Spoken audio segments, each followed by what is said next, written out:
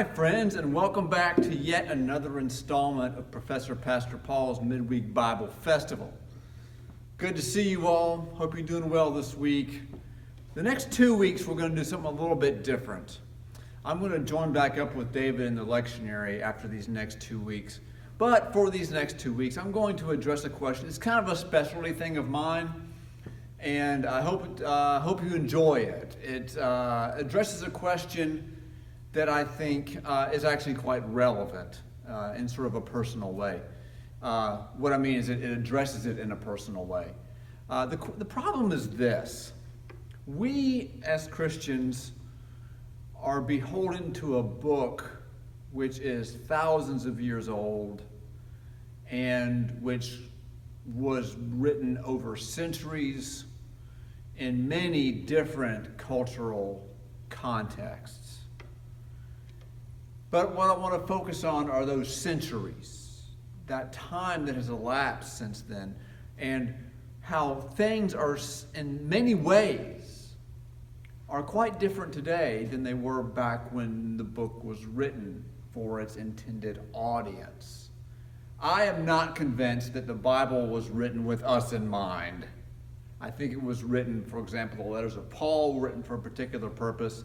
The book of Proverbs was written for a particular purpose, the book of Genesis, and so forth and so on.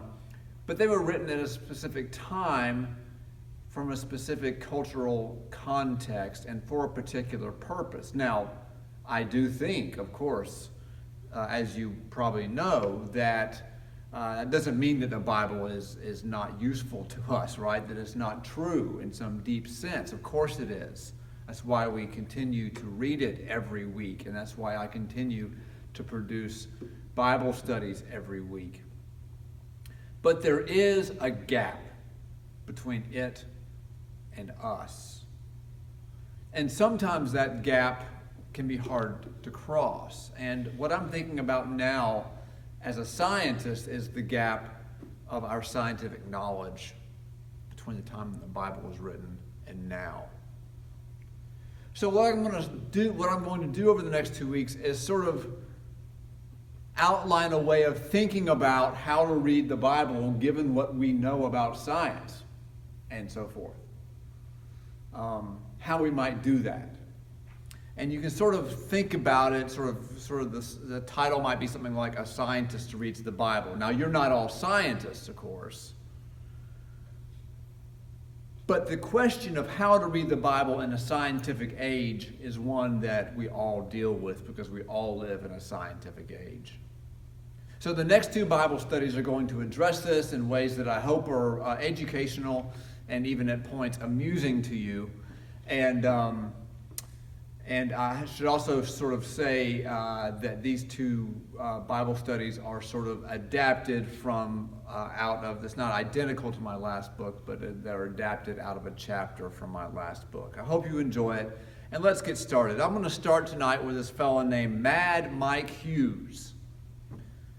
Now, Mad Mike Hughes, you might not know who he is, but he's a California limousine driver who, on March 24th, 2018, launched himself 1,875 feet above the Mojave Desert in a homemade steam-powered rocket. Now, why did he do that? Well, he did it. His goal was to get high enough above the surface of the earth in order to see or not see that the earth is not flat, that the earth is curved. So he made it up 1,875 feet. Alas for him, commercial aircraft flying more than 20 times his maximum height themselves do not go high enough for passengers to detect the curve of the earth. Only military pilots and astronauts reach the required altitudes of more than 50,000 feet. In other words, Mike Hughes, Mad Mike Hughes is his nickname, Mad Mike Hughes, is one of a new group of people who are insisting the earth is flat, and he wanted to get up high enough in his rocket so he could prove that. He has company.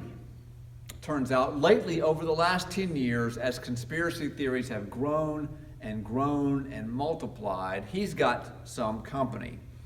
the number of flat earthers has ticked upwards over the last several years. Flat earthers being people who believe the earth is flat. Certain celebrities are certified flat earth believers, while others have come out as flat curious.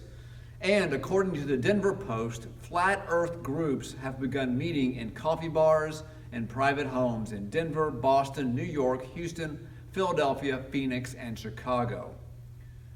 The second annual Flat Earth International Conference took place in Denver in November 2018, and another one happened last year, I think, in Dallas or Houston. Now, friends, if you know me, you will understand that I cannot adequately express my dismay at this trend. And yes, we're getting around to the Bible, so stay with me. Unlike many ideas in science, the idea that the earth is round is easily proved, and you don't even need to launch yourself into space to do it. Just take a pair of binoculars to any large body of water and watch a boat sail away from you. Through the binoculars, you'll see that the ship's hull disappears first as it goes down off the curve of the earth. The highest part of the ship will be seen last. So you'll see the hull of the ship disappear first, and then the mast or the sails go down as the boat sort of falls away around the curve of the earth. And this will happen no matter what direction it sails. In no case will the boat simply shrink to a point as it would if the earth were flat. Now, it was Aristotle, almost 300 years before Jesus walked the earth, who was the first to provide a full scientific argument in favor of a spherical earth. In other words, we have known the earth is round since at least 250, 300 BC. Okay. Columbus knew the world was round. Aristotle's claim that the earth was round was based on three independent observations, one from the sailing ship I just described to you, and two from astronomy. He composed this argument, like I said, hundreds of years before Jesus was born, and it still stands as a beautifully articulated and easily understood scientific theory. Folks, the world is round. Mad Mike Hughes and other flat earthers have managed to ignore somehow 24 centuries of the most basic science. But, and here we're coming around to the Bible, in their view of the universe, they have esteemed company. Mad Mike Hughes has esteemed company, the authors of Genesis 1. The first book of the Bible describes the cosmos as envisioned by the ancient Israelites and as a cosmos centered on a very flat earth.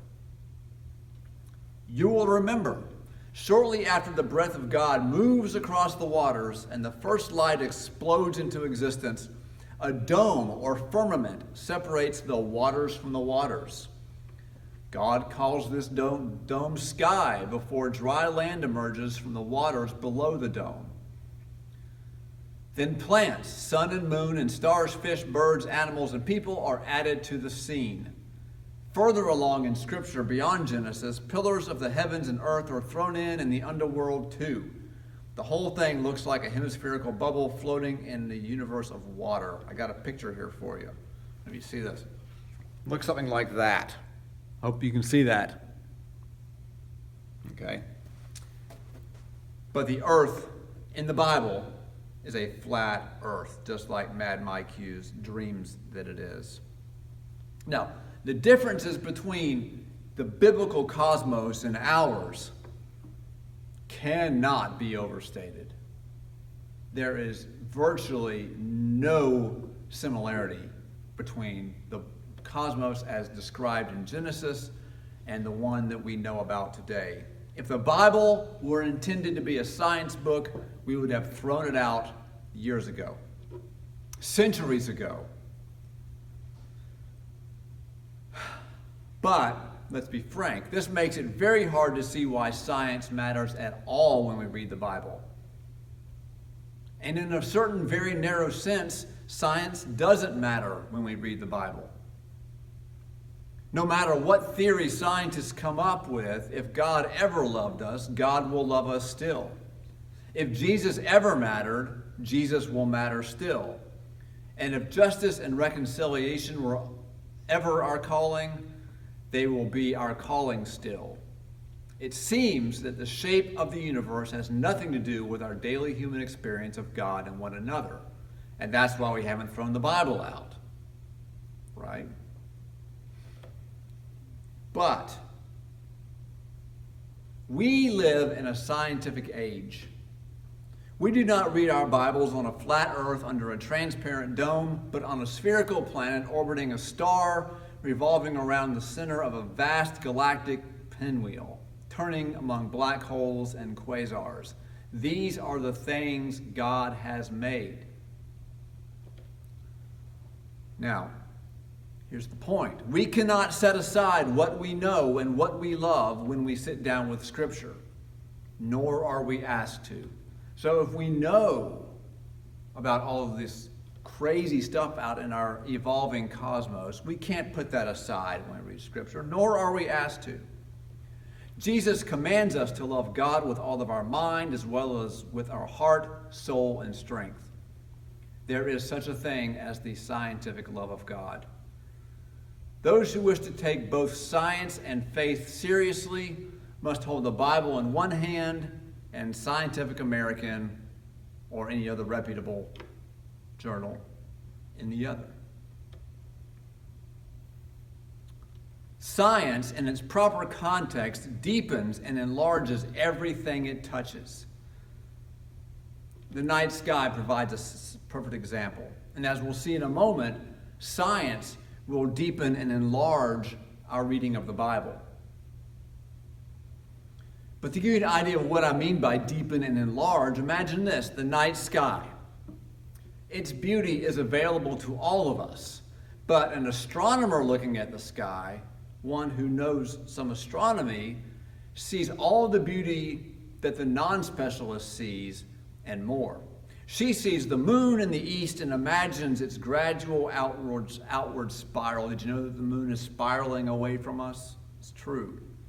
She sees a string of planets, Saturn, Mars, Venus, and Mercury, like a diamond necklace running downward toward the western horizon. She knows that Jupiter, Uranus, and Neptune turn under her feet. She gains a palpable sense of Earth's place and motion through the tilted, turning solar system. These things sit in the foreground like bugs on a windshield compared with the stars beyond and the long arc of the circling galaxy, and she sees all of it at once. It's all in motion, and every piece of this panorama evokes wonder and teases her with new questions. That's what the scientist sees when she looks at the heavens, more than the untrained eye will see. And so there's more questions, there's more wonder. Science only increases wonder. Now, something similar happens when a biblical scholar reads the Bible. Like the stars on a clear night, the words sit there on the page of the Bible, freely available to all. But depth beyond depth is revealed to those who have read Scripture closely for years, learned the original languages, studied its history and culture of the ancient Near East, and become acquainted with biblical theology and the history of biblical interpretation. The more you know, the more you see, and the more questions occur to you. So science expands the world in the same way that a knowledge of Scripture and history and culture of the Bible expands your reading of the Bible. Now, the question is, what happens when a scientist reads the Bible? Well, it depends on the scientist, doesn't it? Some scientists dismiss the Bible outright, for Scripture has little to say about science as we know it today. But for me, a scientist who has not rejected the Bible, a fascinating new set of connections opens up, connections not available to non-scientists. When I read Scripture, I draw on three resources. First, I have the words on the page, as everyone else does. Second, I have my own set of personal, cultural, theological, linguistic, and interpretive meanings I have picked up at church, in Sunday school, at home, during my years in a religious high school, and in seminary. And third, I have science. So when I go to read the Bible, I bring science along with it. Now, this lively host of scientific extras that I read when I read the Bible is not essential, let me repeat, not essential to my core understanding of the Bible.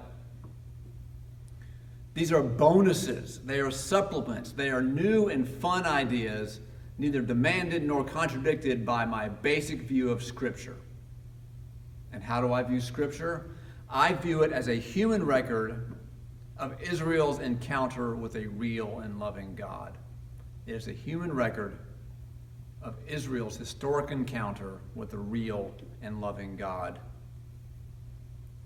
So if all this science is sort of a bonus, and we'll get to examples next time, but if all these, if when I bring science to the Bible, I just get these they're kind of extras, non-essentials, why even worry about them? Why even talk about them? I have three reasons. One is that science,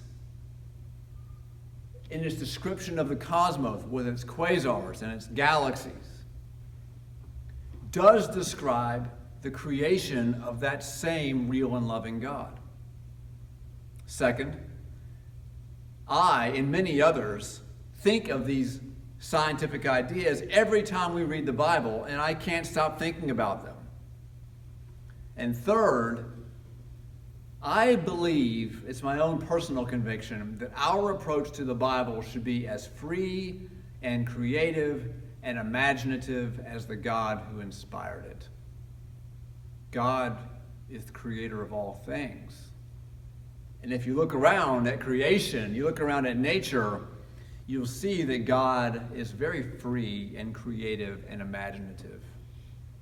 So we who are made in the image of God are free also to be free and creative and imaginative when it comes to reading Scripture. I believe in creativity and imagination and inventiveness when it comes to reading Scripture. There are boundaries, of course, but in my view, those boundaries are very wide. And what I'm going to do is this. In the next installment next week, I'm going to take three passages of Scripture, some familiar, some less familiar, and tell you and explain to you how science enlarges and animates and makes even more exciting these passages of Scripture. We're going to take one from Genesis, one from the book of Job, and one from the book of Isaiah, all Old Testament stuff. Because I don't know if you know, but virtually all of the passages about creation are in the Old Testament. Sometimes I wish Jesus had said more about creation, but my hunch is that he felt like the Hebrew Bible, that is our Old Testament, already said enough, and he didn't have a whole lot to embellish on or correct on the way that the Old Testament handles creation. So we'll look at three Old Testament passages next week, and we'll see exactly how a fun a view of science makes these passages more exciting than ever. And I'll see you then.